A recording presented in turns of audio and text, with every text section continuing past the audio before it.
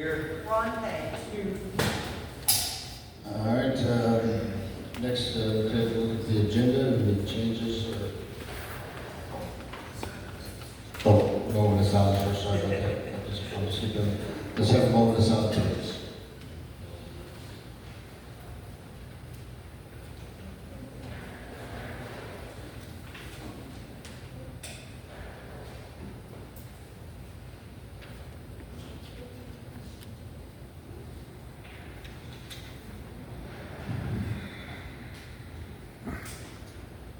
Thank you very much. A chance to look at the agenda, and there's any changes or a motion to approve. I make that motion. It's in your way. You can move it. I have a motion by Susan Jett to approve the agenda as printed. A second. I second. David Eagle seconds it. All in favor? Aye. Any opposed? Move forward with the agenda. Approval for the minutes of the August 18th monthly meeting. Have we had a chance to look at that? I make a motion that we accept the minutes for the August 18th meeting, the way they're presented. Any second? I'll second that. Motion by Susan Jett to accept the minutes for August 18th, seconded by Joe Kaiser. All in favor? Aye. Aye. Any opposed? Signs.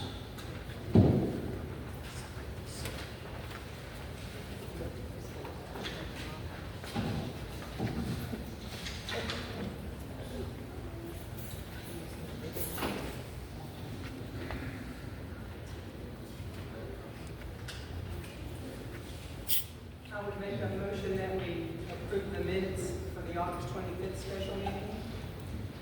Motion to approve the special meeting minutes on August 25th by Susan Jett. Second. I second. Seconded by David Eagle. All in favor? Aye. Any opposed?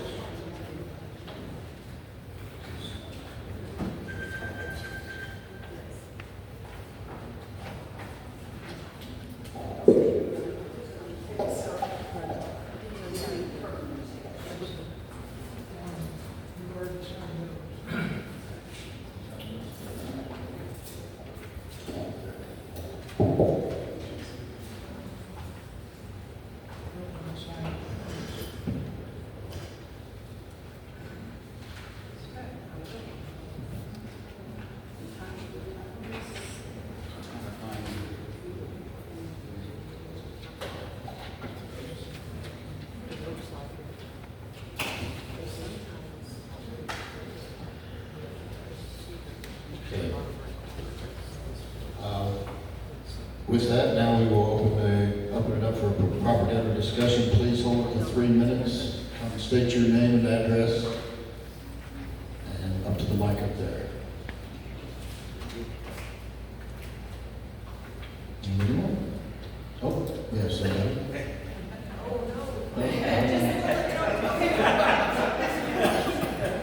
I forgot to tell you we have a height requirement. Thank you. I am Shannon Landlear. I live at 160 East Lakeshore Drive.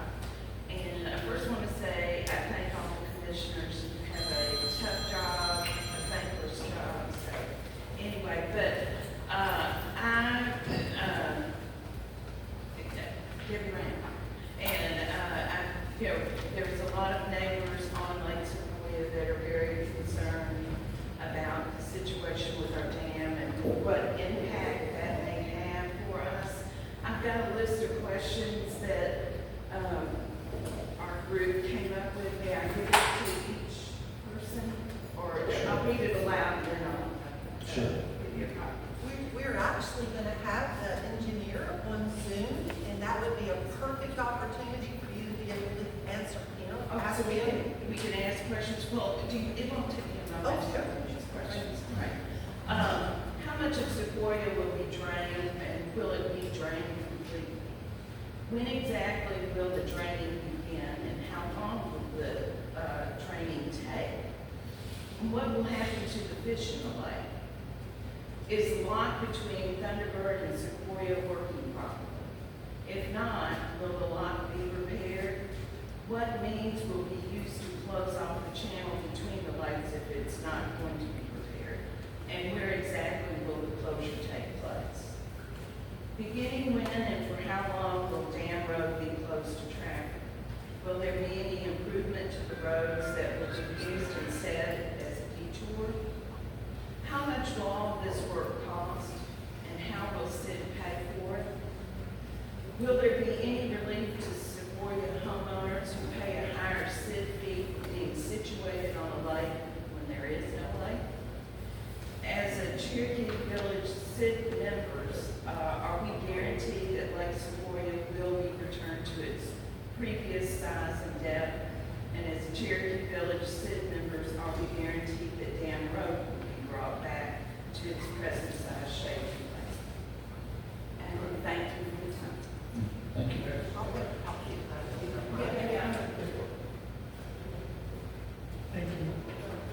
Good job on the time. I think all of those are great questions, and the engineer will have to be the one to answer that.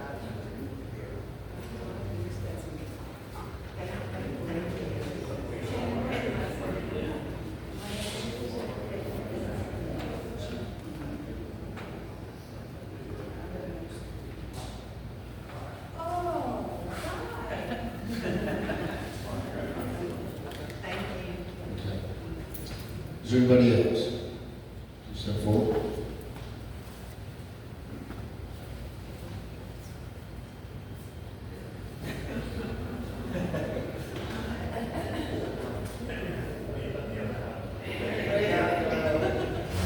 John Ross, 206 East Lake Shore Drive.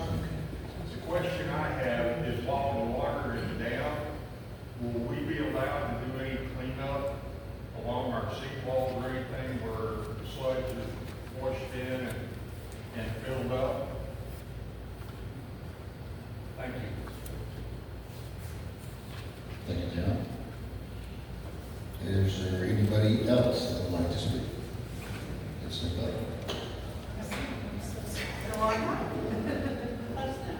I'm Susan McDonald from 172 East Lake Shore, and we don't live here permanently.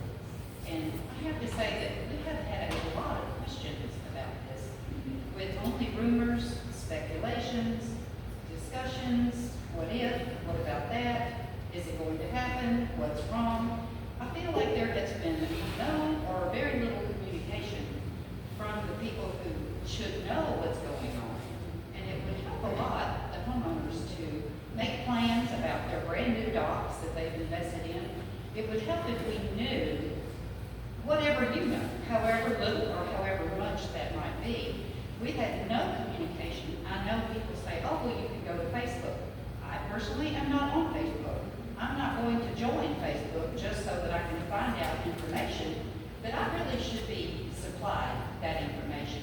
We got a letter this past week. I thought it was all about this meeting, but no, it was about the upcoming election in January.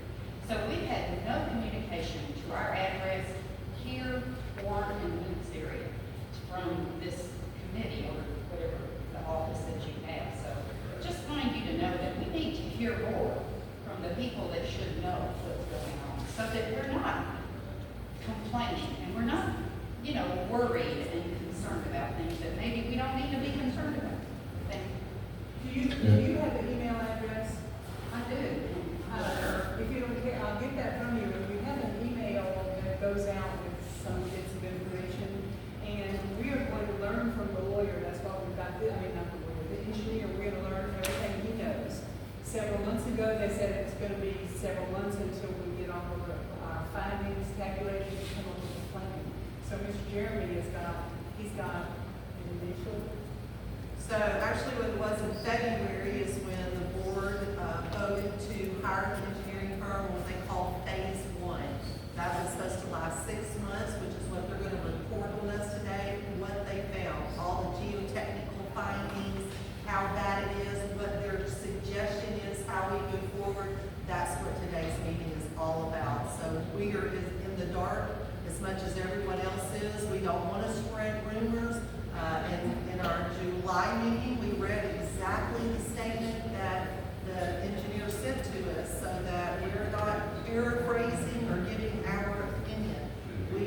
trying to stop the rumors, and just get the right information out. So, We received no information. We didn't know for 6 months.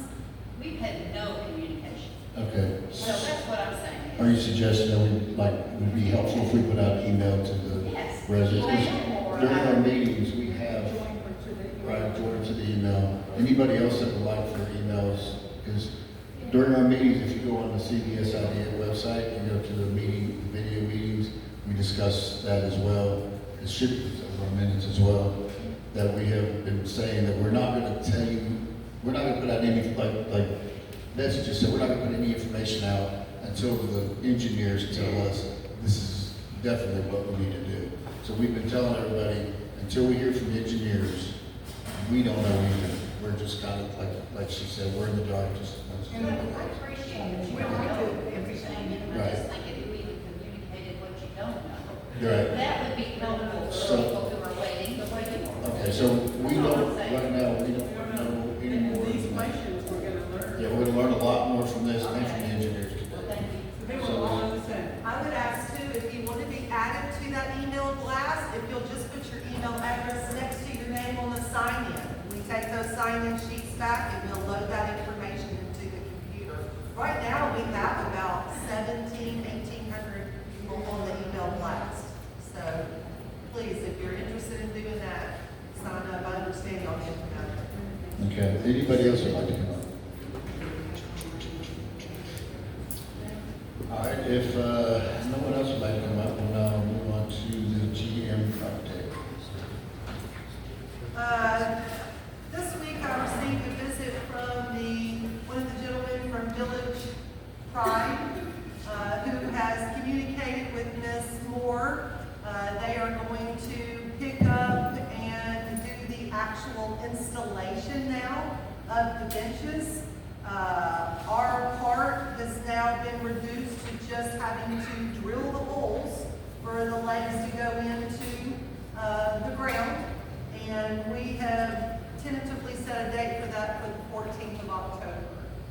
So right now at this point, that's where we stand with the benches. Did you say October 14th? October 14th. Do you have a volume knob over the PA system? I can be louder, sir. I'm sorry. I don't have a She microphone. doesn't have a microphone, I sorry. can be louder. So what she said was, Village Pride is taking up the installation of the benches. The SID will take on, is now preparing the holes, and the date of installation is looking at October 14th. That's our tentative date set for right now, is Tentative date. October 14th. Okay. Financials? Financial update, I know that we've been lacking on getting those posted online. We've had issues with trying to get things set up with our bookkeeper. We are current now with June and July on our website, all the way up through the year through June and July. August is on our table, and you may notice on the financials now, there's kind of three sets. There's the consolidated, there's the retail, and there's the capital. Those are the three things that really shows where our money is and where we spend it. August financials will be updated by the end of the week, and we should have them rolling in each month. If you have any questions, please feel free to contact us. We'll be glad to answer any questions.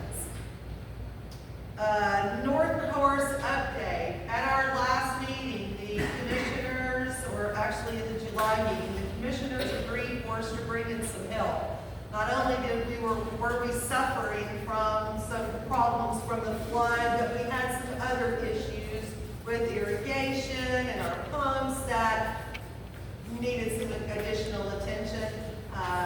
We have had a team that came in that's worked on the turf. They are working on our sand traps that were damaged or the sand that was lost. Mr. Klein is going to make a recommendation for some things that he would like to do. Unfortunately, there was a death in the family over the weekend and he's at a funeral today. So I can't really speak about what he's done. I can speak to the golfers in the room. I think would say that they've seen a much improvement. We still have a way to go, but we definitely made an improvement.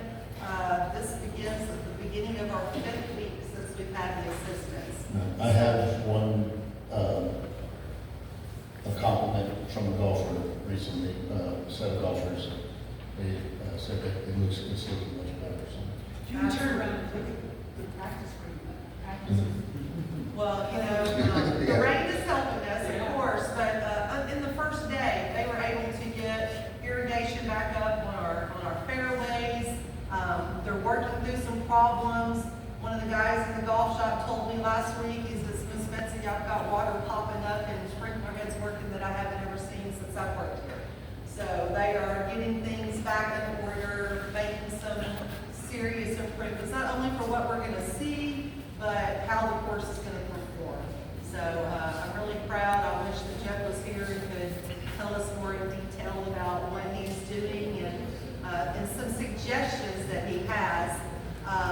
And one of those suggestions I'm gonna speak for him is that he is asking for a pretty nice piece of equipment. It's something he believes is needed at both courses. It's a tractor with a loader and a bucket on a backhoe. We have an old one that doesn't have any of the attachments. We have pass that down with the trade-in on the one that we have. I've talked to Lynn and to Ralph. They both say this is a piece of equipment that could do major things for us at the golf course that they've not been able to do, and honestly, things that we're going to be expecting them to do going forward. I would like to, for y'all to consider allowing him to make this equipment purchase by using some of the funds that we have in the capital for the golf course. And we also have funds in a restricted golf account that we could look into. I think those are going to be funds we're going to have to pull, whether it's making repairs to the course or for a piece of equipment. But this would be something we would buy, not something we would lease. Tractor we'd own for the next 20, 25 years, I'm sure.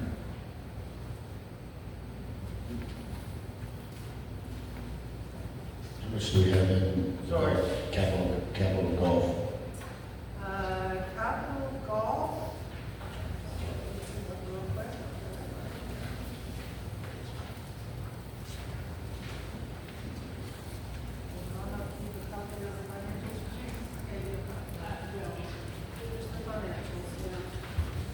Is it the general fund income? No, it'll be the last two pages, one's retail, one's capital. Oh, here we go. The capital account.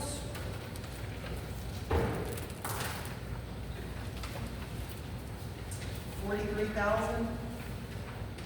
Well, actually, that doesn't tell us what's in there. This tells us what our income and expense was. Got about $123,000 in capital. I've also got $39,000 in the golf restricted.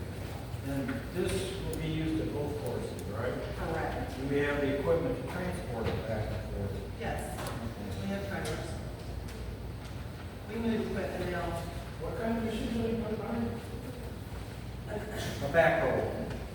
A Tractor. tractor, a Kubota tractor with loader, bucket, and L4H02HT. This is the piece of equipment that Mr. Klein has requested. That he would like for us to purchase for him to do the job we've asked him We're, okay, what the request is for L4802 HST Kubota tractor with loader / bucket and backhoe. Includes hydrostatic transmission, front end loader, quick attach bucket, 2 sets of rear remotes, turf tires, and backhoe attachment. $50,050. With our trade-in for our New Holland TC48 of $5,500, the trade difference would be $44,550. How soon is he looking at needing this equipment?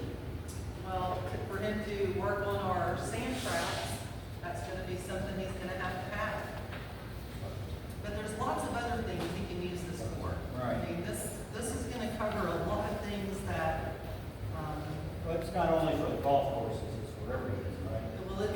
be owned by Sept. It would not be a leased piece of equipment. It would be a purchased piece of equipment. It would be used by Sept at anything that we would need it for, but it would be mainly for the north and south golf course. Tree stump removals. I mean, he went on and if he was here, he could tell you all the things that he has on his list that this piece of equipment would make more efficient, make it done right, fixing problems that we've had for years. And has he shopped around with any other He tractor or did. anything like This that? was his recommendation. Again, I'm sorry that he's not here to speak for himself. I told him I would share this information and tell you where we can pull funds from. And both of those sources are specifically funds that can only be used at the golf course. So my question is, how long do we want to make the payments for, so that if we have any more expenses, we'll be able to use some? I wouldn't make any payments on it at all. Also, pay cash for it. I would pay for it outright, have no debt on it, and put it to work. No interest, I mean, Honestly, I have no experience with a tractor or buying tractors, so I could not tell you personally if this is a good deal or not. So, anybody else know anything? I think Kubota is probably the top of the line. I mean, it would be a very reliable tractor. I know there's others out there that are, you know, Chinese knockoffs and stuff, but I'm not sure if it would have. pull that microphone closer, Joe. I think the Kubota is a really, really well-made tractor and will hold up for longevity as opposed to other tractors that are sort of what we would call Chinese knockoffs. And I think that it would be smart to purchase something of that caliber. I don't know if it's anything about the model number or anything like that, but I know Kubota is a trusted name in tractors.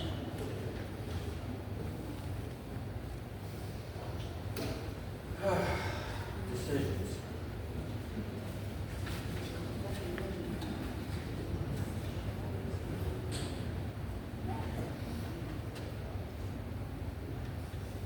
Any other discussion?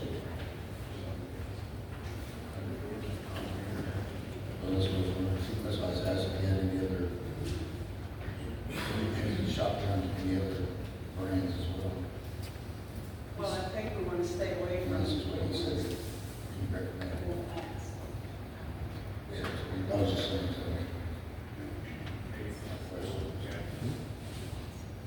Pardon?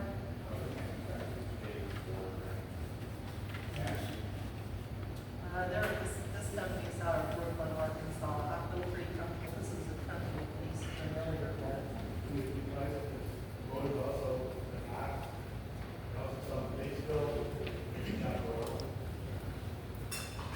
I didn't shop it. I brought his recommendation. So what I asked her earlier was, did Jeff go around looking for, and she said he did, and this was his recommendation after all the shopping that we did. So, Sorry, he's not here today. but he's not here right now. No way he can get hold of anything over the I feel pretty comfortable trusting Jeff because he's done good work for us for the last year, and now that we've hired him specifically to help, well, not specifically, but to help with the grass and the water on the golf courses. I think this is compared to some of the equipment that we're going to be faced purchasing in the next several years for the golf courses, this seems like a good place to start. It's, I know he's made some really good recommendations for the future. You know, I've shared the budget with him. He's a pretty smart fella, and he's got some great ideas for running the golf courses going forward, being more efficient, and being able to do better at the courses. So I have trusted him in what he's given me so far, and again, he sent me the email. This was in it. I did not have a chance to question him before the meeting. This happened over the weekend when he lost his family member, and he's in Hot Springs today. I haven't bothered him. is this piece of equipment being purchased lawfully in Brooklyn? Yeah. In Brooklyn, has anybody checked our local area in Sharp County? No, let me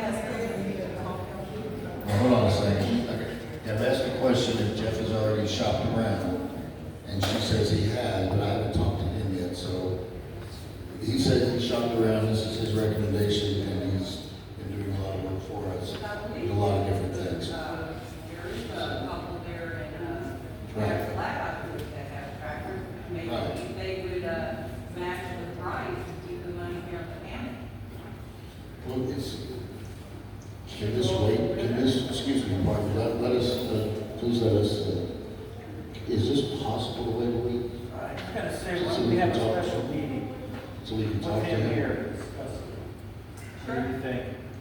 I could reach out to him tomorrow and see if it's something we can wait a month until the next meeting, or is it something he feels that we need to have a special meeting that he can't wait that long?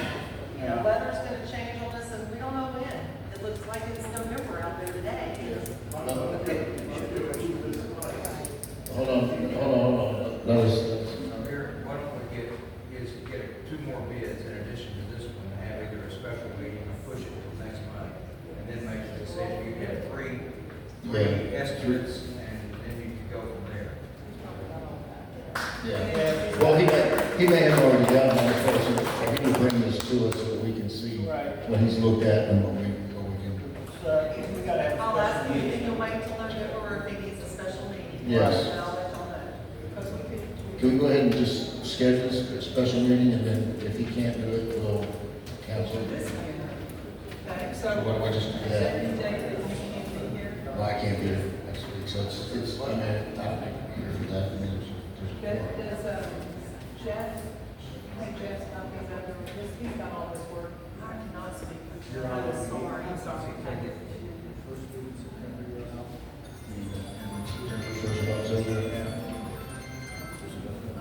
I'm here to miss. Well, Monday is the 29th. You're not here on the 29th. You're Could you on the 6th? Yes.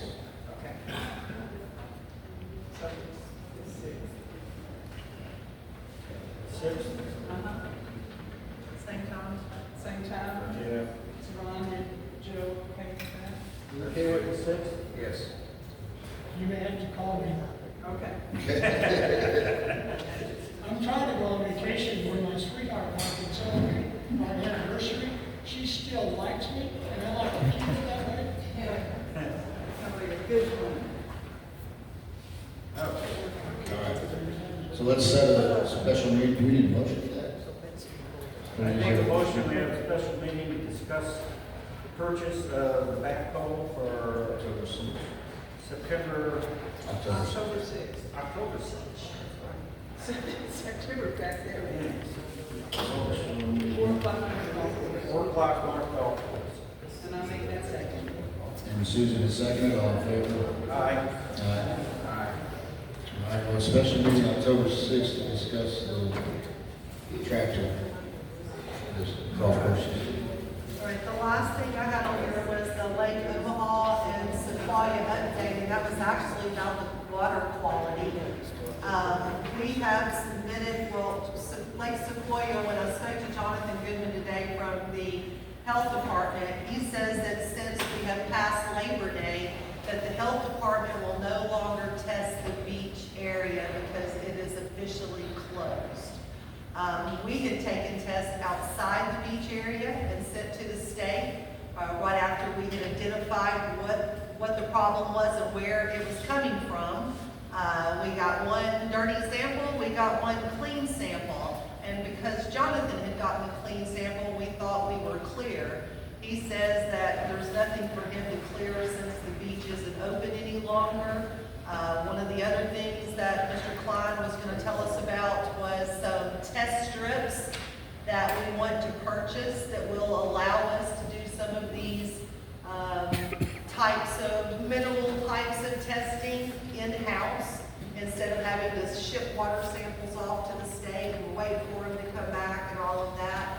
So that is something that we're going to look into purchasing.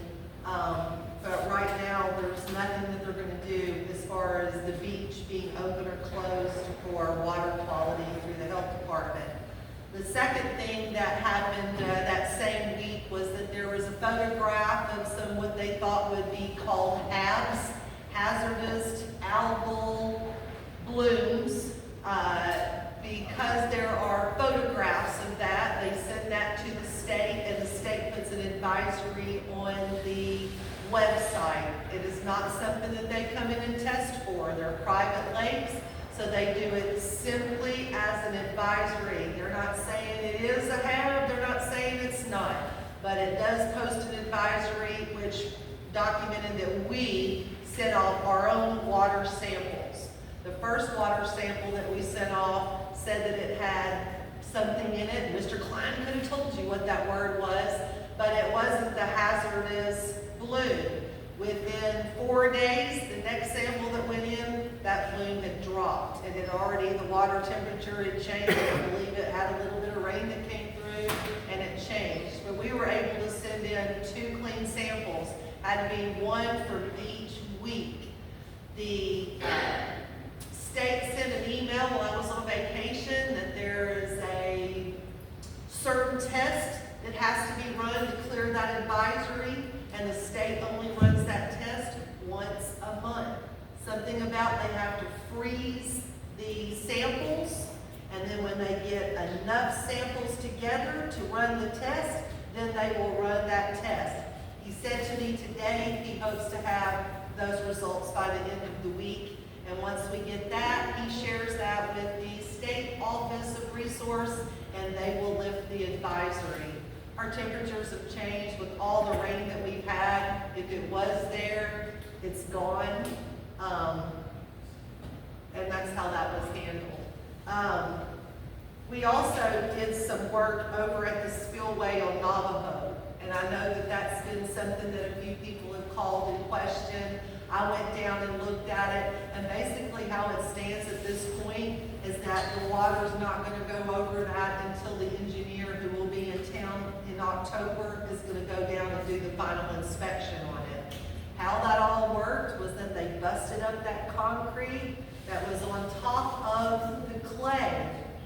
Once they busted it up, the area that we thought was leaking, but we also found a second area that was leaking. And it's been leaking a long time. Anyone who's familiar with Navajo Spillway knows that at the bottom of the spillway has an area that's catching water. It's got fish growing in it. It's had water in it for so long. So when he lifted that concrete, you could see where the clay was completely washed off the table rock.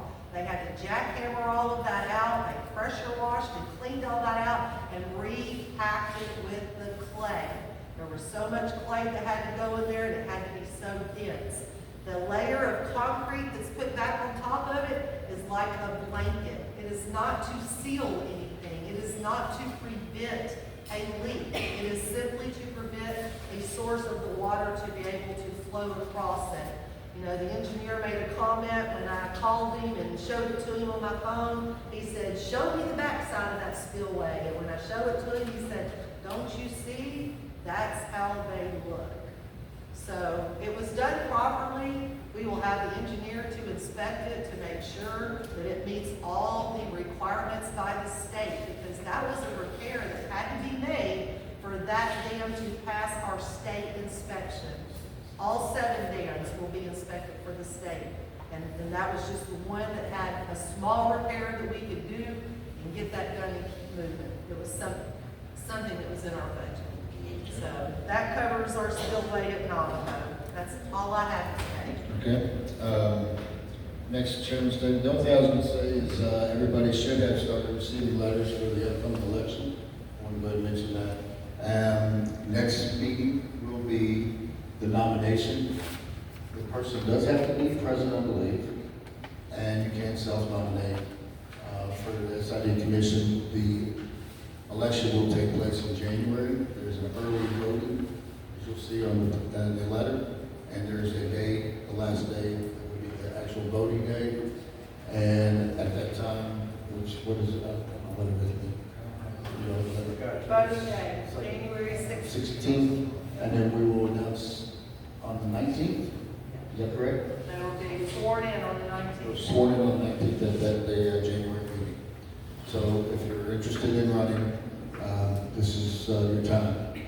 On to vote, yes. Is that right? I received a call today that was asking about the must be present to be Yeah, nominated. that's what I was asking. In the bylaws, it stated that a notarized letter of acceptance was allowed. Okay. But in the letter, it says must be in attendance. So that's the question that we need to make sure everyone understands. I've got the bylaws here too, but, I know we've made some change to the bylaw. The only thing we changed was the being able to live here. So it would be on page 2. C. Or not 2.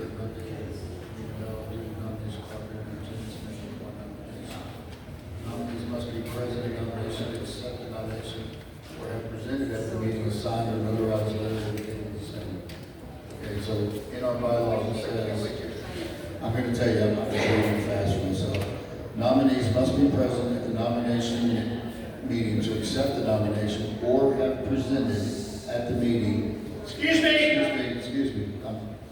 thank you, guys, I'm done.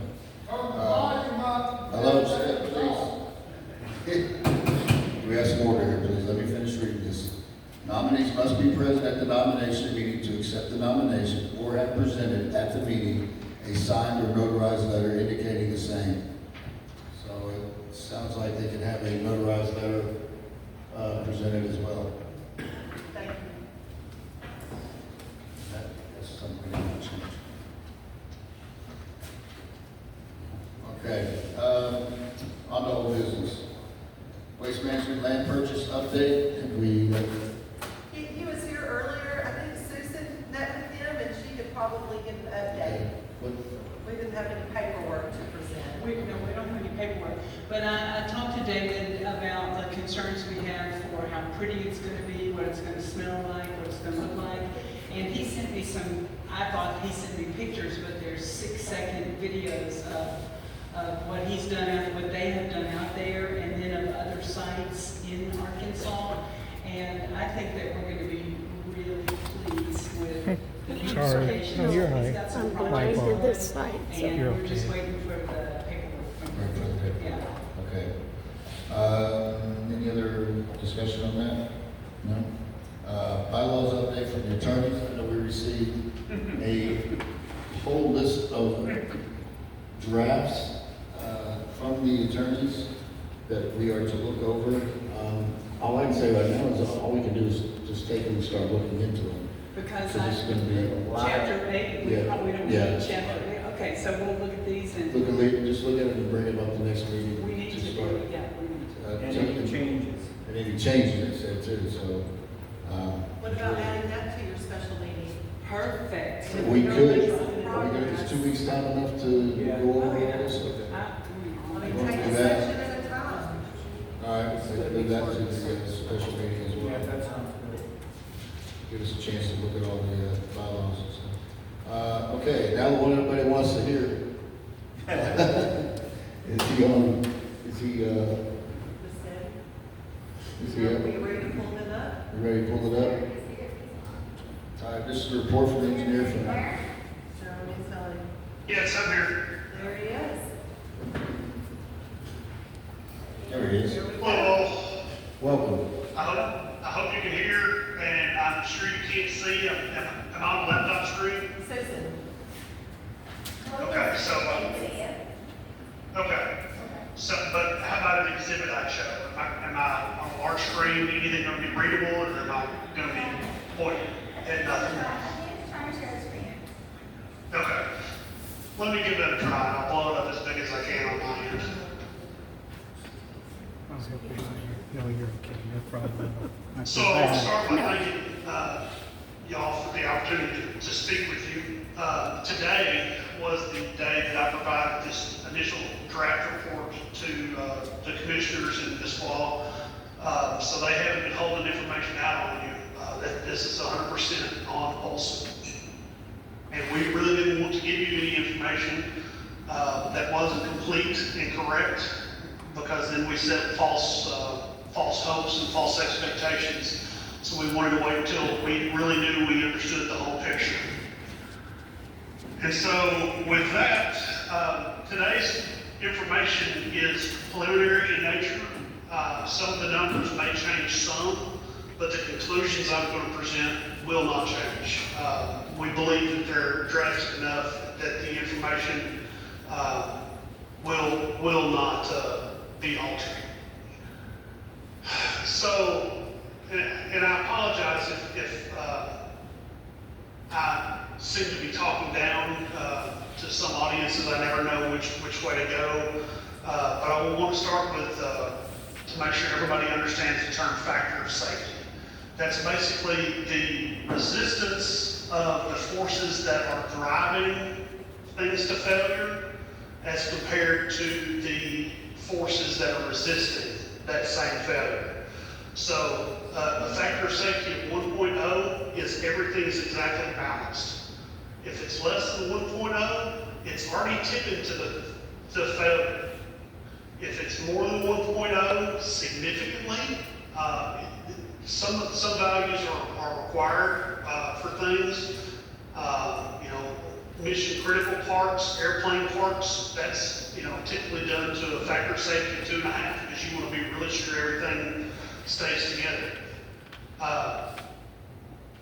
So with that said, we've looked at 4 scenarios for the dam right now. Steady state seepage, rapid drawdown from current pool all the way down to empty, rapid drawdown from your normal high water elevation back down to the spillway, which is a very typical condition that you see, and then also seismic conditions. You are very close to the magnetic fault zone, so that is a significant concern.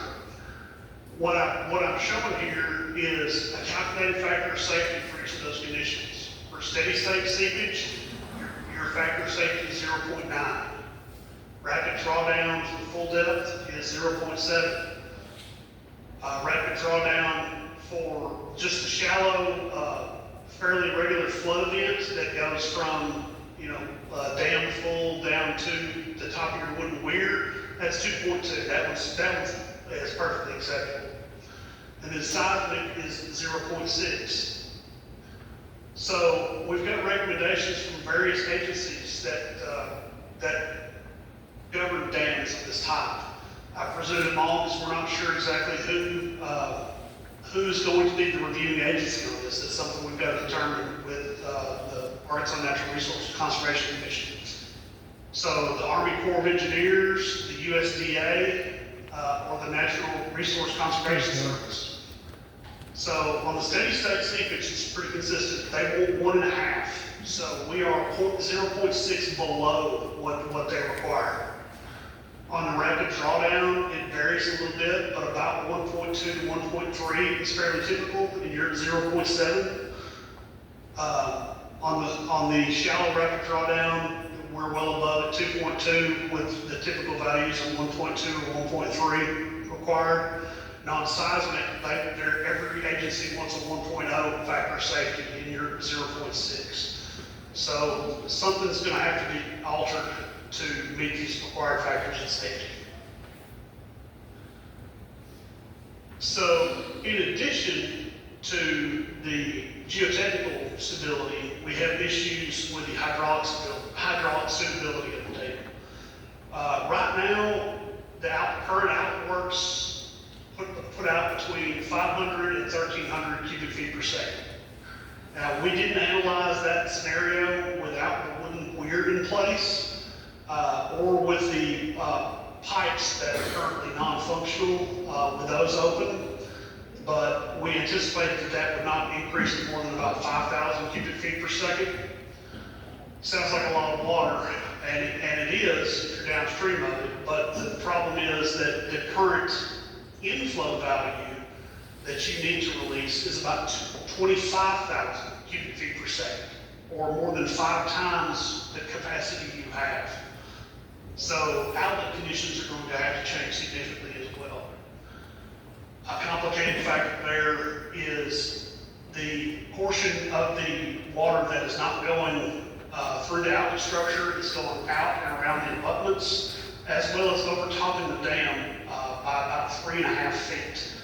The dam is not designed for water to flow over it or down the downstream slope other than the rain that hits the top of it. And any concentrated flow like that is at risk of washing the dam out. It starts as a small trickle and then turns into a giant flood that takes the entire dam out, which would result in a cascading failure for the Cherokee Dam downstream as well.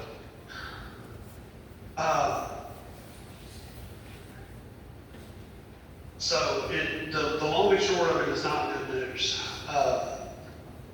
The next steps, so we're going to finalize these hydraulic and geotechnical reports. We anticipate these will be submitted probably within the next month, but definitely within Q4 of this year. From then, we need to have a discussion with the board first, and then the stakeholders, all you guys, regarding how we want to go about preparing this thing. There are lots of things to consider. How we handle the overflow is one that's specifically critical to us. Do we try to lower the existing pool of the lake down below its current elevation, which would mess with your recreational users and your docks and everything like that? Do we try to raise the dam and allow it to back up more water, which could potentially back up water onto homes? I don't know if that's the case. I don't know what any of the elevations are. Can we just do enough outlet capacity to carry all the water as is? It's going to be a game of chess to figure out which things we can balance in order to make it work. If it turns out it's a combination thereof. So once we figure out what the sacrifices we're willing to make are, then we'll develop a conceptual plan, conceptual drawing set that will be about 10 or 15% worth of design documents. From that, we should have an idea of what it would look like, and should have be able to develop an estimate of what it should cost to do. This is going to be an order of magnitude cost. It is not in any way, shape, or form a guarantee. You guys are not. There's not a lot of heavy civil construction capacity in that part of the state, so the prices may be higher unless you can find a large earthwork contractor that wants to do a bunch of work up there. Once we get that conceptual design done, we'll meet back and present it to you. And after we get your buy-off, we'll start talking to the Arkansas Natural Resources Division for approval and see of the concept and see if we can find you any funding support through them. There are some grant programs that worked previously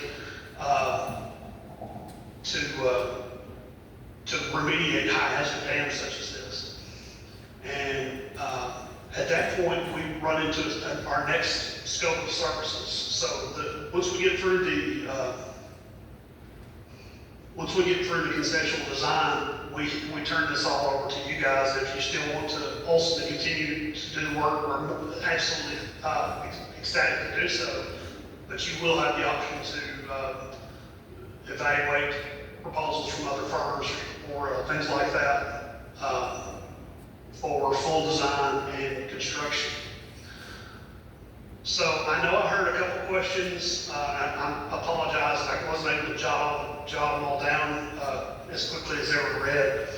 But when does the lake need to be lowered, and how long will it be lowered? That's a question that the Cherokee Village District will need to address. Right now, we have a factor of safety that's less than 1. You now know that. So arguably your insurance carrier might be driving this decision. With known potential for failure, if you neglect to do so and something happens, you may be a liability. I'm not an insurance person. I cannot tell you that. How long it's down for? You're probably looking at a year's worth of design and then another year's worth of construction, if I had to guess. I heard a question about seawall and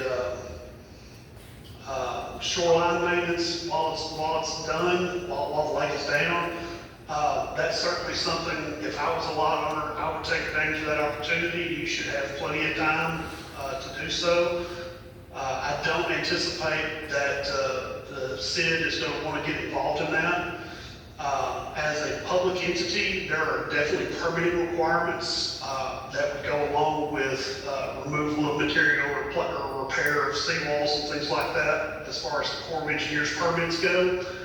As homeowners, those are a little bit more flexible. So you may be able to take advantage of that. Jeremy, we had spoke one time briefly about something you would do in the canal to help keep the water from Thunderbird from draining with the Sequoyah. Could you talk about that? Say that again, Betsy, I'm sorry. Talking about the drop in the canal between Sequoyah and Thunderbird, what would be the plan for that? Gotcha. Okay, so between Sequoyah and Thunderbird, they're connected at a common pool.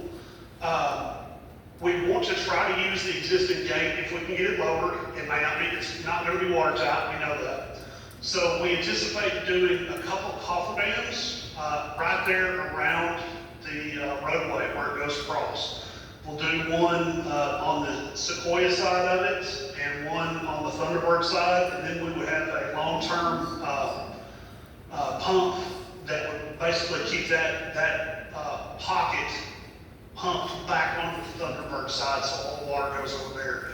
And any leakage we have between the two is isolated and pumped back to Thunderbird. Do you think that this will affect the road on the dam at all? Affect the what? The road across the top Yes. of the dam?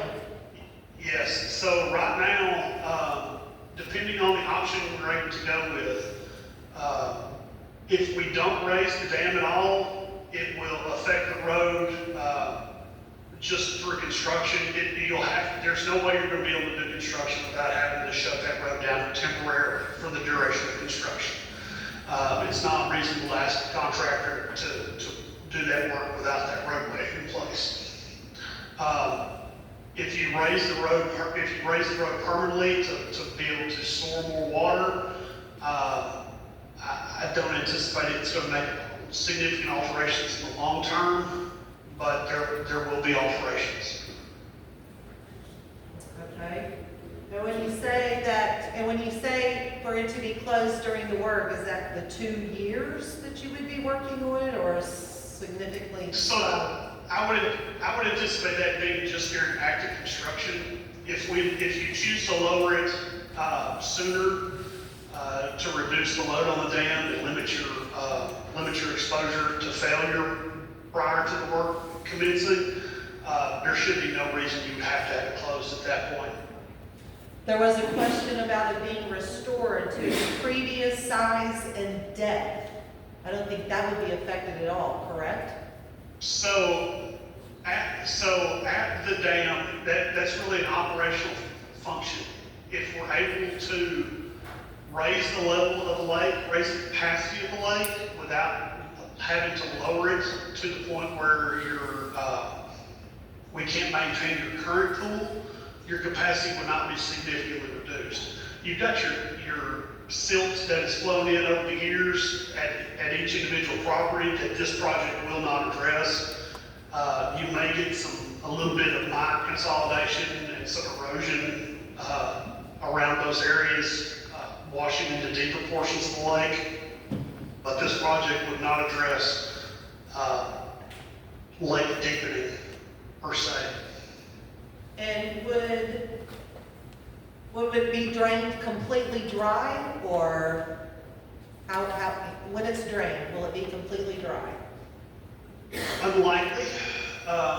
It will probably, there's going to be a significant drawdown, but it would unlikely be completely dry. Now, is it going to be useful? No. You're not going to be able to wade through the mud to get to the lake. But it will fluctuate significantly because you will have to be maintaining that water elevation drawdown with either siphons or pumps things of that nature to be able to maintain the pool, because you don't have outlet works at that point to hold things at a steady elevation. I would assume that the fish will go with the drawdown when the lake goes. Probably so. You will likely have a significant drawdown and therefore reduction in fish population. I am not a fish biologist. There may be some things we can try to do to drive the fish to Thunderbird. I don't know that that's feasible, but we have capability, and we have aquatic biologists on staff who can try to advise me of that. Otherwise, it's a good opportunity for a fish fry. That's what happened in Lake Conway.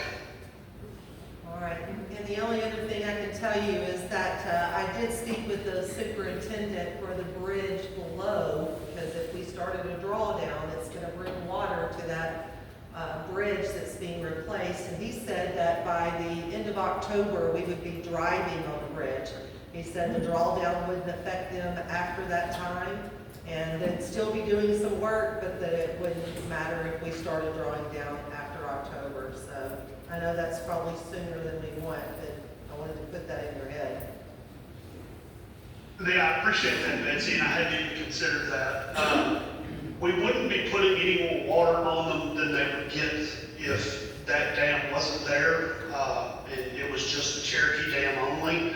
But I still wouldn't want to inundate them with more than they would be getting otherwise. I don't expect that if we're going to be mission critical prior to that. And you had also mentioned in the original email that you sent a couple of months ago that Cherokee property owners, Lake Cherokee property owners, especially on the end closest to Sequoyah, would also probably see some drawdown. Yes, so what I anticipate right now, just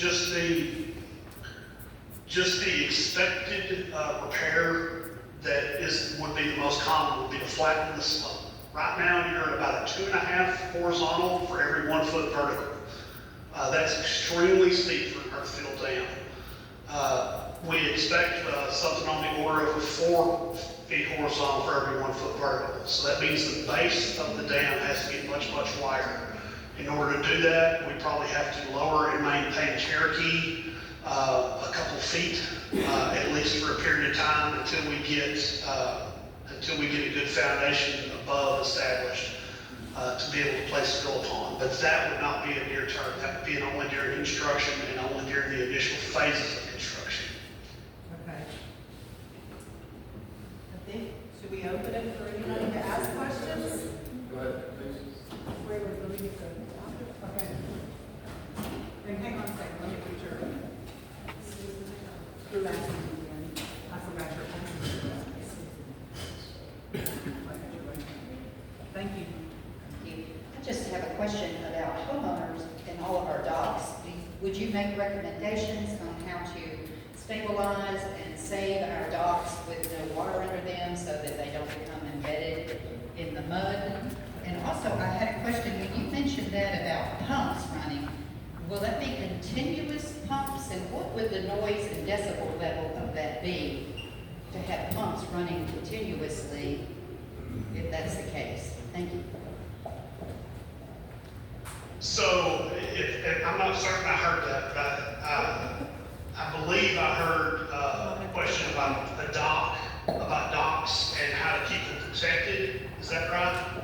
Yes, if there was some preparation, some way we could protect our docks from becoming embedded in dry mud, what would you recommend maybe at that time? And also about the pumps that you mentioned would be running, would they be continuous? How noisy would they be? Those are the 2 questions. Thank you. Gotcha. So on the docks issue, if they're pile supported docks, they should be okay on their own. If there's piers and posts and everything is fixed, No. that should be okay. So No. does everything float? Yes. They're all floating docks. Yes. To be honest, and I deal with this situation fairly regularly on Lake Maumelle, as a member of the sailing club there. We strap the floats under and let them sink, and when the water comes back up, we have a dock again. There's really not a better way to do it. The other option would be to float them across to a boat ramp and load them on a trailer. You know, it's not, there's not really a pretty thing to do. As far as pumps go, I would anticipate for a long-term project like this, a contractor, or especially with power nearby, a contractor would want to use electric pumps as opposed to diesel-driven pumps. So noise shouldn't be a significant issue. A low hum as opposed to like hearing a diesel motor run all the time shouldn't even really be noticeable. No more than a car idling. Okay, thank you. Anybody else? Go ahead, sir.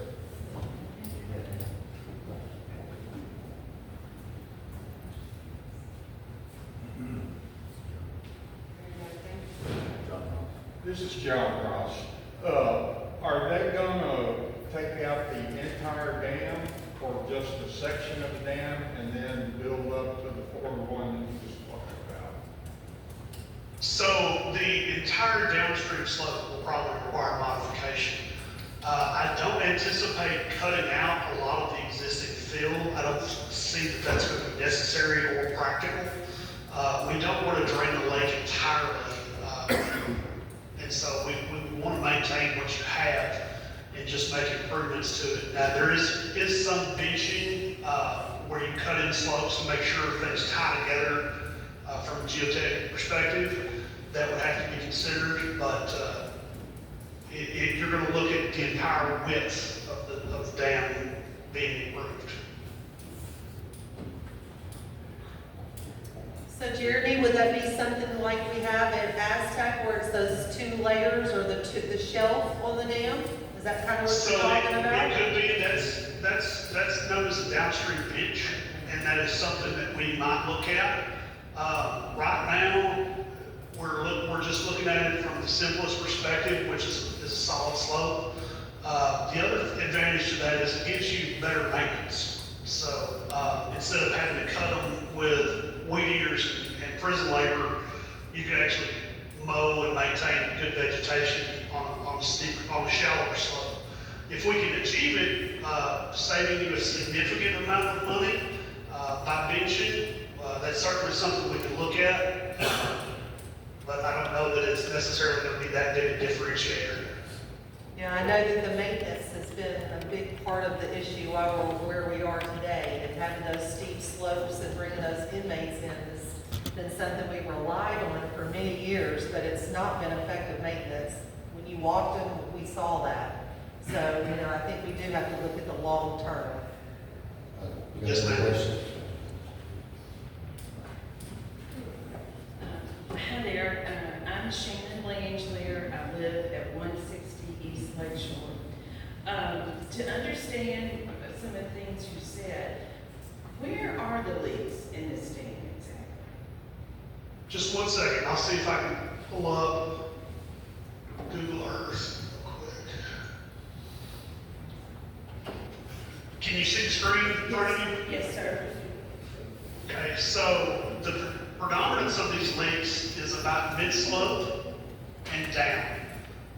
There's even heavier concentration along this abutment contact and what's called the groin of the dam. And a lot of it we think is due to the type of terrain that is under the dam.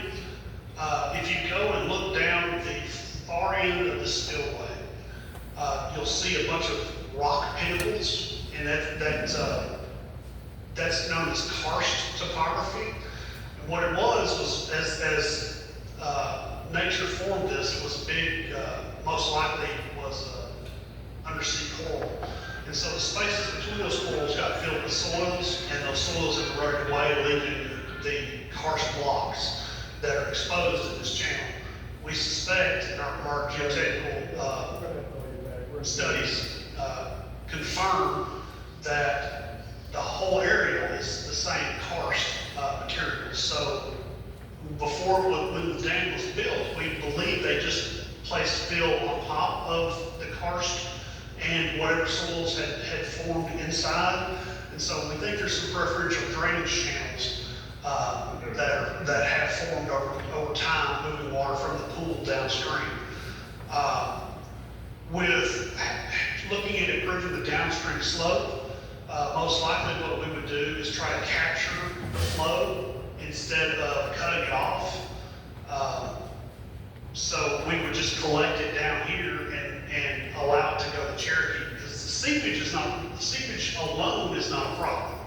It's uncontrolled seepage that is a problem. Uncontrolled seepage moves soil particles, which makes the foundation soils weaker and the slope soils weaker. It also allows for the seismic vibrations to drive the soil particles apart and make the whole slope weaker. So we want to, if we can collect it and measure it and monitor it and see what's going on there, just through drainage systems, we may be able to avoid having to go to a very expensive procedure of putting in a cutoff wall or something similar along the main alignment of the dam, just through capturing and collecting instead of trying to cut off. Something of that nature I anticipate would be very, very significantly more expensive than what you're looking at with the fill of the drainage systems. And also specialty contractors. There are only about 3 in the United States that have the capacity to do that type of work. Okay, my next question for you is, as I understand it, for the possibility of an earthquake and then the lake giving way, we have to raise the dam higher, and that means that, will our lake level be higher? Okay, so I'm sorry, I must have, I'm speaking too fast and not making things clear. So the seismic effects, the lake level is not really impacted by. So seismic is just looking at it where it's in static condition. So raising the pool level in the lake or dropping the pool level in the lake does not really impact your seismic capacity, your seismic resistance. For the lake level changes, we're looking at more of the seepage and then the flow capacity. Right now, all the water should be leaving through this spillway, right? And it's moving less than 5,000 gallons per minute. So we've got 25,000 gallons per minute that's trying to leave. And when it does, it goes, we've got the models, and I didn't, they're very, very cumbersome and wouldn't be very interpretable on a meeting like this. But it floods a lot of this area. I believe it inundates part of this home, floods a lot of this area. It gets through a couple of these houses. And it also is coming over the dam at about 2.5 to 3 feet deep, flowing down that face. So what we've got to do is we've either got to protect everything to where it can handle that flow without destroying the dam, or we have to channelize that flow in some way. Make this spillway much larger, have another spillway over here, increase it all the way out through the current parking lot. The other thing we can do is we can consider, okay, if we raise the dam by 2 feet or 3 feet, it buys us a little extra time in the model to run this water out existing structures or smaller structures. It's like adding another pipe to a bathtub drain, right? It becomes a concern when you overtop a bathtub. We want that overflow drain to help take some of the water. So looking at the drawings, that shows that you have significant improvements to the dam, which improves Sequoyah, as well as raise the level of the water in Lake Cherokee, if that's what I understood. I'm sorry, I wasn't able to hear that. It says that the work that you're doing currently looks like it improves Sequoyah considerably, as well as the dam, and improves the lake quality and size of the water, if the amount of water in Lake Cherokee. So I think he's asking, I think that's what he Lake said. Cherokee, right? Lake Cherokee. Will the water in Lake Cherokee rise after all this improvement? Is what Will, Ron said. will the water level, will the permanent water level in Cherokee rise after this? Is that what the question is? Yeah, will it That would raise be again nice. after the improvements? So the water levels in Cherokee, should not change significantly. You're not gonna put more water on Cherokee, than you have on it now. Well, the runoff currently right now is making it difficult for some of the individuals living on Lake Cherokee to actually use the lake. So we need to do something to improve that. I'm sorry, I'm unable to hear,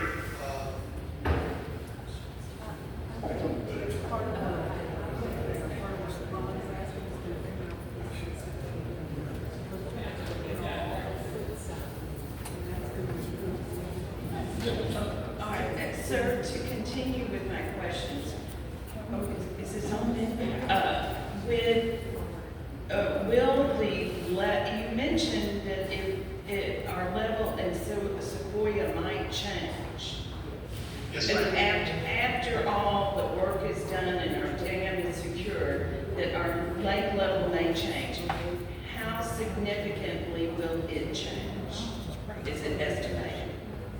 So that is a decision that is up to the community. So how much can we have to achieve the capacity.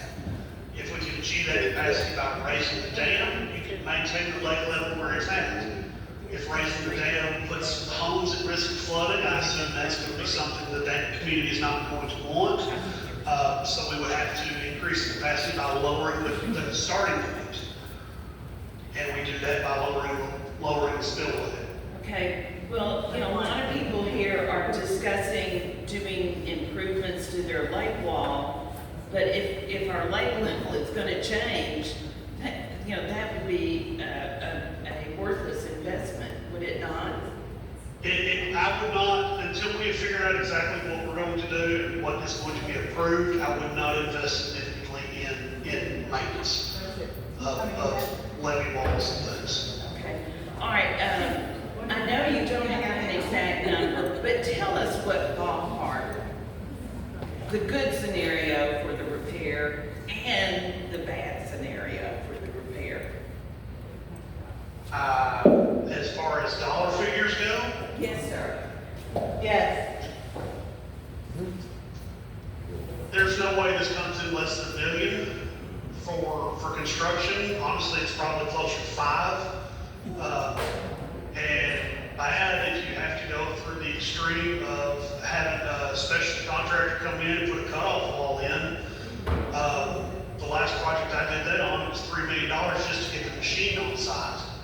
So, it could be 20. But the alternatives are to decommission the dam, and then you have the same kind of issues in Cherokee, because you've got more water going to go there, that it's capable of handling as well. So we'll have a better idea when we develop a conceptual plan, and we can develop a conceptual engineer's opinion of probable cost. That will have some unit rates on things like soil compaction and drainage areas and things like that we're able to put real numbers to. Right now, all you're getting is my feeling based on some decades of experience and typical construction process. Jeremy, while I have you here with everybody, would you mind sharing kind of the changes that are taking place with the state of Arkansas and the resources with dams, some of the new requirements and why we're doing all of this? Sure. So your dams were built a long time ago before they really cared much. Anybody with a backhoe and a bulldozer could come out and build structures pretty much wherever they wanted. That said, there's not much record information. Really, records are non-existent, but they were permitted after the fact, which was fairly common after the founding of what's now the Arkansas Natural Resources Commission that governs the dams in the state. They were permitted after the fact, I believe in the early 80s, don't quote me on dates. But they're coming up now on the 50-year life cycle renewal for those permits. So every 50 years, the dams are going to have to get re-permitted. In order to do that, based on the hazard classification, which is driven by dam height and water capacity, and also economic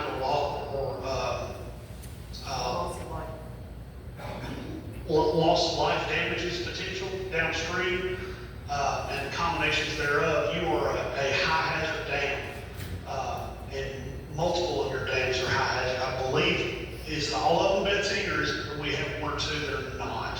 No, sir, all 7 dams are considered high hazard dams. Okay, so with that, you're going to be due for engineering recertification within the next few years. There's a grace period that's still in flex with Wick Montague with the state. She's trying to push that forward.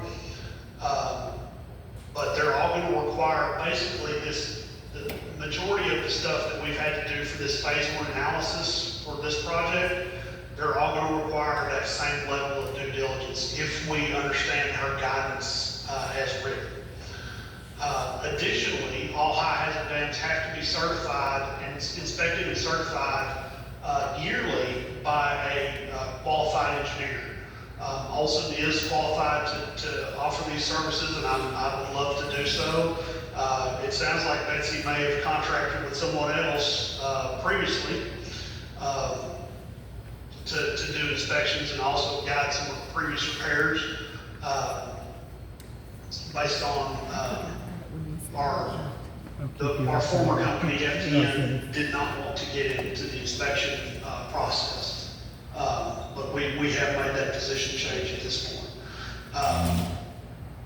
So they're going to require you to certify the engineering design on these dams and also the hydraulic capacities and things like that, and bring things up to current standards in order to re-permit. If you refuse to re-permit, you could be facing a penalty, you could be facing a seizure, you could be facing condemnation and removal, restorations and natural stream channels. That's all still up in the air, and that's at the whim of the state board. We've got other questions. Thank you, Jeremy. I think it's Yes, ma'am. important that the community understands this isn't the same way it's always been. These are additional requirements that are just coming out. When we filled out our paperwork this year for our new permits, it's stated in our paperwork that we would follow all the requirements for the high hazard dams. So it's not something we get to pick and choose. We're going to have 7 dams that are going to have to go through this. A lot different than a lot of the other communities. They don't have as many as we do. So this is going to be a huge challenge. We have another question. Hey, my name is Joyce Ransdell, and I'm at Joyce Ransdell. and I'm from 185 West Lake Shore. My question is if the first year you're needing to drain the lake just for the engineering and the planning, why does the lakes have to be drained at that time? Why can the lake not be drained just 1 year when it is the construction part of it and we're just without our lake for 1 year instead of the 2 years? So I don't have to have the lake drained for engineering and design. That's not necessary. The thing is, you are currently, you now know you're at risk for failure in this way, right? So it's a question for the board to decide whether or not, and your insurance carrier, whether or not you need to reduce that risk as opposed to continue to carry the risk just to maintain the lake as it is right now. So that's not a question I can really answer for you. If it was me paying the insurance premiums, I would probably want to lower it, but, I'm risk averse as a person.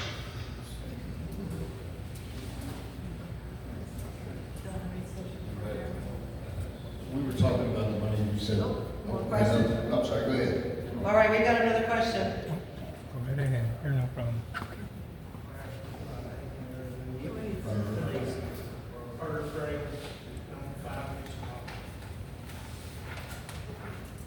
I understand what's going on with Sequoyah. Use the microphone. There you I go. understand what's happening with Sequoyah.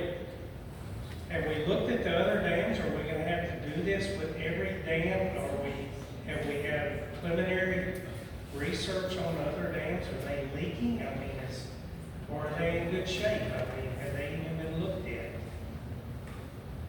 So, in 2024, Betsy contracted with my former employer that was acquired by us, FTN Associates. And we came out and did some inspections on all 7 of your dams, or 6 of the 7 dams. Betsy and the staff did the last one. Of them, this one looked to be in the worst condition. This is one we chose to start with. We don't know what we don't know. We're not seeing as visible as seepage, but as you saw with the factors of safety for seismic and static conditions,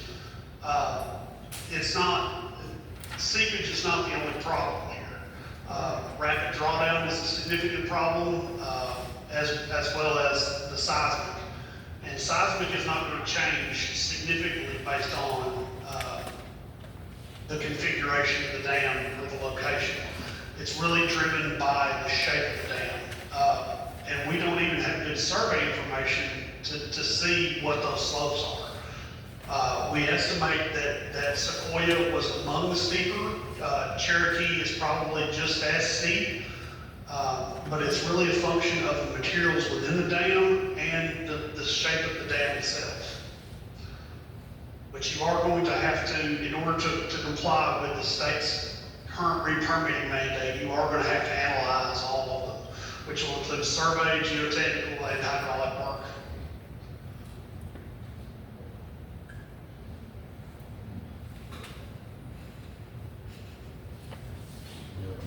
Any other questions?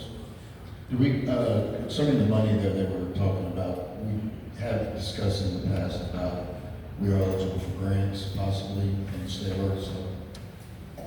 So earlier this year, when I went to the permitting meeting in Little Rock, what she had told me was that 2027, that all my keyboard warriors need to get after it and talk to our state representatives and our Congress. They've made these regulations, and we are one of the few cities that are going to have multiple lakes to have to deal with. So we should be high on priority for being able to give grant assistance. But we had applied for grant assistance in '24 when we first found the problem. But because of the timing that it takes to be able to get all of this work done, to even be able to present to the state what your plan is, those funds are gone. So we need to be prepared. We need to get letters together. We need to reach out to all of the people that can listen, that can help get us some money going.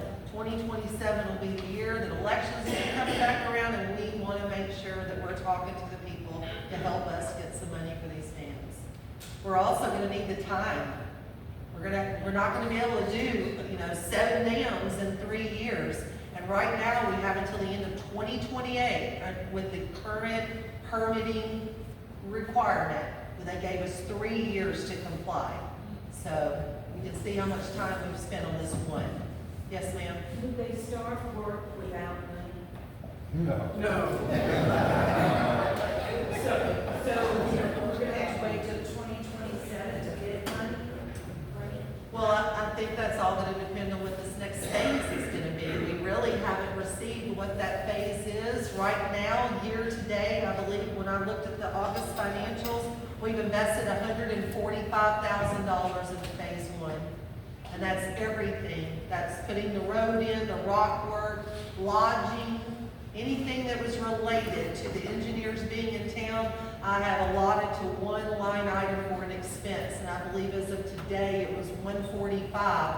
And if I'm correct, Jeremy, not that I'm looking for a bill, but you quoted us much higher than that. I think we saved quite a bit of money on getting the road done locally and those things. So they worked with us to try to save where we could.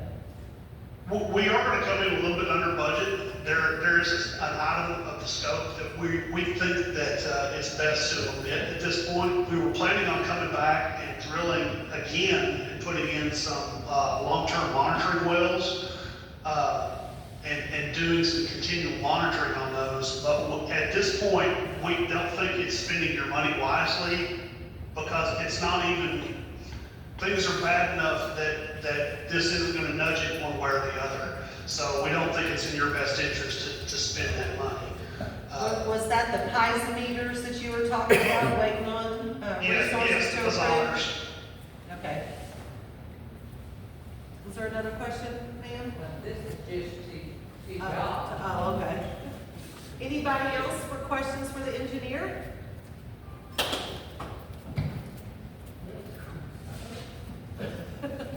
Did you say yes? No. All right, one more question, Jeremy. Thank you. No problem.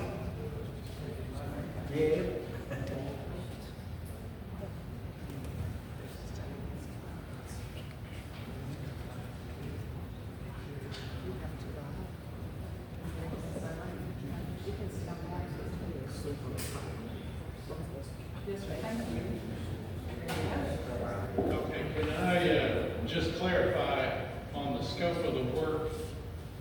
As of right now, you're just saying changing the slope on the downside from a 2-to-1 to a 4-to-1? Is that correct? Are you talking about tearing the whole dam out, the road and everything, or just where the spillway is, and possibly increasing the size of the spillway? So we wouldn't tear the whole dam. There's no reason for us to take the entire thing out. If we have to we have to raise the dam, we would take the road out and take out a few feet of the fill on top to get a good geotechnical tie to the core and raise the dam from there. The downstream slope improvements would probably include a big drainage layer with some zones for drainage so we can monitor what seepage is coming from where. But that's a big geosynthetic project with clean stone, most likely in piping. Other than that, it's just a large earth fill put in controlled layers using controlled materials.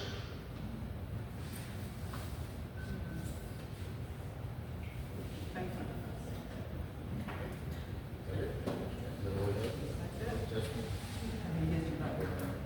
It's the one that makes it flash. It's the round one. So turn it. There we go.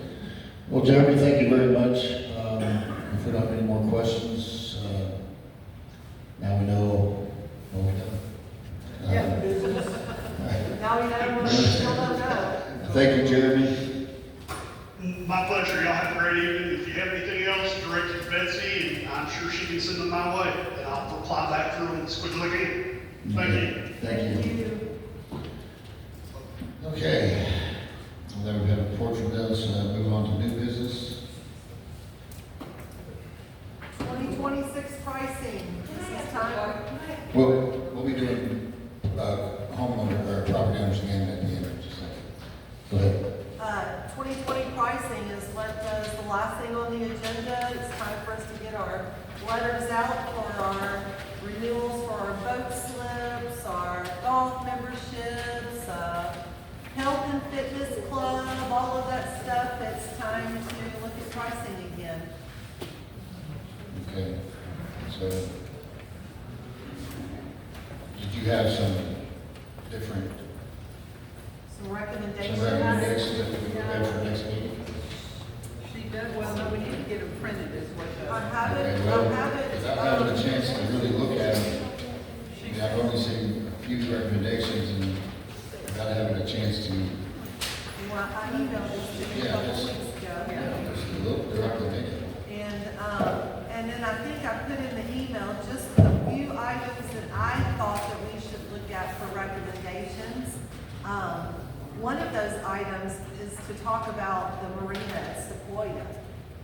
You know, we had spoke earlier in the year about what the cost would be to move that marina over the Thunderbird.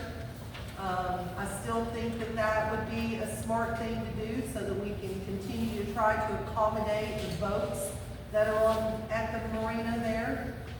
We have maybe a possibility we could add a few slips to help accommodate other people who maybe need to have a place to put their boats during the drawdown. So that would be something that would need to be considered and talked about. I don't really suggest increasing prices at the marina while all this change is going So we're on. gonna have to bring over the Sequoyah dock. The whole entire marina. Wayne's here. She's talking about. Yeah, and it's Y'all gonna, haven't received a bid. right, it's gonna take probably 2 months for that to happen. he said. So, So it's something that we need to talk about, and then move it over there, and if we're gonna continue to lease those slips, then that would be something to be discussed. Always, we look at our golf pricing, trying to find where those. It was on September 5th.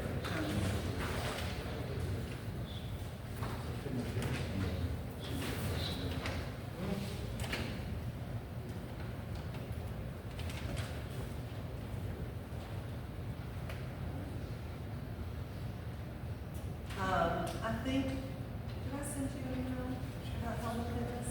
I think we need to relook at that. We need to look at what our expenses are, our utility bills, all of that, and I don't know that 50% is our cut anymore, or maybe our fee goes up, I don't know, but I think that's something else. You've got financials that I gave you through August, and it shows what our expenses are at Omaha and what we're bringing in. So that would be another one I would suggest we look at. Can we add this, Tony? We had this to our special meeting, so. On the 6th, and y'all come prepared? Yes. Okay.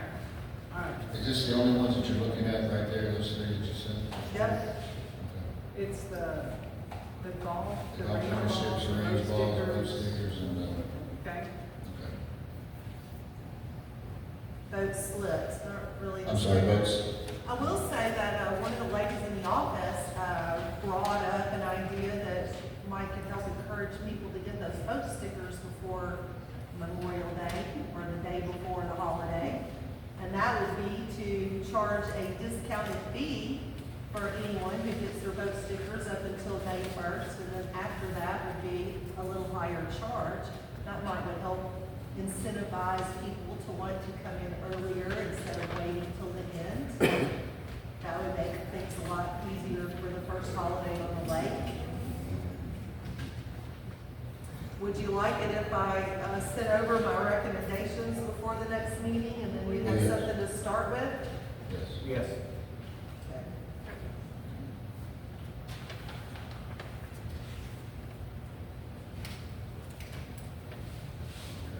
Is there any other new business? That was it. Is there? So we're gonna add, we don't need a motion to add that to the special meeting agenda? No? Okay. No? Yep, make your Yeah, make a motion. motion, Susie makes a motion to move this to the special meeting on October 6th. October 6th. I second. All in favor? Aye. Let's see, well, we're on to commissioners' comments. Okay, do we need some more? How much do we have? All right, property owners, another chance for you to talk in 3 minutes. I'll put it on the.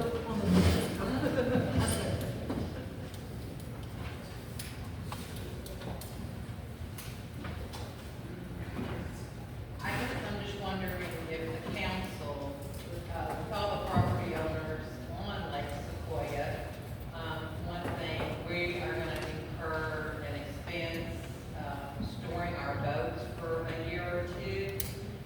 So I'm wondering if our council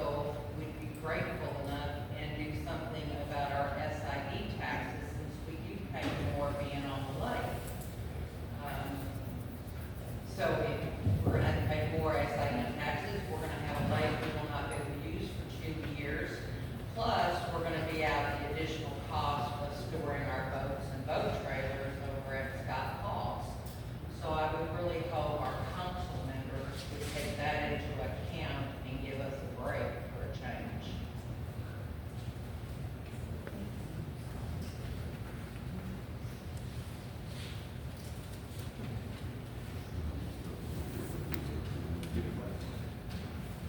There's no fee to 18 Glacier Drive. On the same note, you're gonna raise the whole state?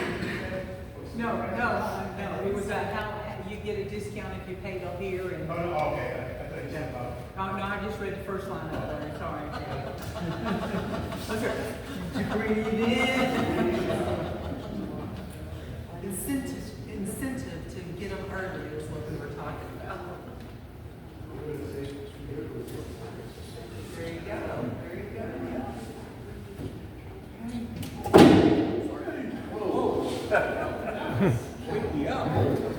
Okay. Any other comments? If not, let's move on to.